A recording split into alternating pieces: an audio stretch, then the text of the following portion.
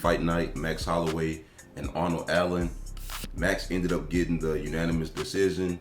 It was a good fight. It was actually a good card. The main card, with the exception of one or two fights, was real good. Edson Barboza delivered a good finish. Edson had to finish him fast, and we were also saying Billy had to get Edson in midway through the second round and turn up on him. And we also said that Edson, he typically win these type of fights against, like, kind of, no disrespect, but Billy ain't the most technical fighter. I mean, he relies on volume and cardio to break people down. When the fight was happening, I told you, Billy almost remind me of, I don't want to say a lesser version of Dan Hooker, but less tools, physical tools. Yeah, like he's almost like a Dan Hooker type. Like he can take a beating and come back and win some kind of way. But I just didn't think that he would be able to get past that storm of what Edson can do, because we've seen you have to be at a certain level to really beat Edson, because he got a lot of losses. But if you look at the people who beat him and how they beat him, you got to have a certain skill set. A lot of times people don't have the clean striking and crisp or a certain mastery of a particular area. Edson can really pick them apart, and we've seen him do it against Shane Burgos and a whole bunch of other fighters. Dan Hooker, he just broke them down bad. But speaking of picked apart, Max picked apart Arnold Allen. I don't think it was that bad though. I thought this fight showed that Arnold definitely belongs to be at the top. It's just, I feel like there was a lot that he could have did to empty the tank in the fight before the fifth round, because he came out blazing in the fifth round, but up until that point, man, you didn't mix in no takedown attempts or nothing. It was just, you tried to stand up with Max the whole time, and he actually did really well. He landed the bigger punches. I know Max had more significant strikes, but Max's punches didn't have nothing on them, and Arnold's punches was sending Max flying back like almost every time he hit him.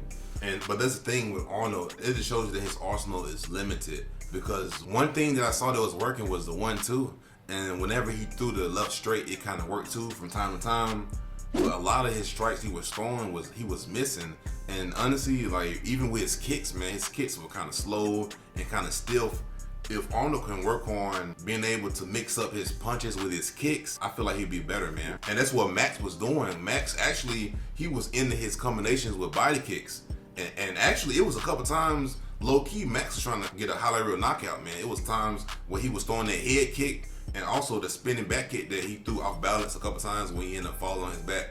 But if you would land any one of those, the fight probably would have been over. Arnold has to just work on letting his combinations flow better, because we started seeing when he was throwing the hooks and then he would try to finish it up with a head kick, and it was just predictable. The thing is, it works on lesser talented guys, but for a guy like Max, who was looking at footwork and making sure his foot is on the outside, it's just not going to work. Arnold, like you said, he missed a lot of big punches, and he was starting his combinations with hooks. I do not like to see that. Unless you really establish that jab, I don't want to see nothing else. And if you notice, Max, he didn't throw a whole lot of volume, but he more picked his shots, and then whenever he would find an opening, he would throw 3 or 4 or 5 punches and try to finish it off with a kick, whether it was a body kick or spinning back kick. Yeah, because Arnold has that cross guard, and it works good for high guarding, but his body is a little bit vulnerable. And that's what Max was doing. He'll go high with the first couple punches, and then he'll end it with a body kick. Or he'll start off high, and then he'll end the combination with a body.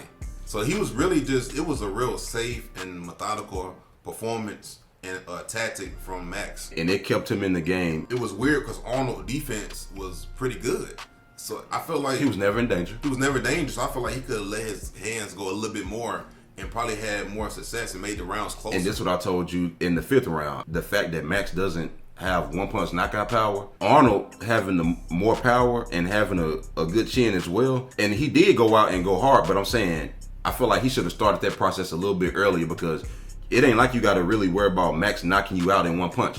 He did get a little reckless and got a little bit dropped towards the end of the round, that fifth round. But I don't know if that was a stumble or a trip or what that was.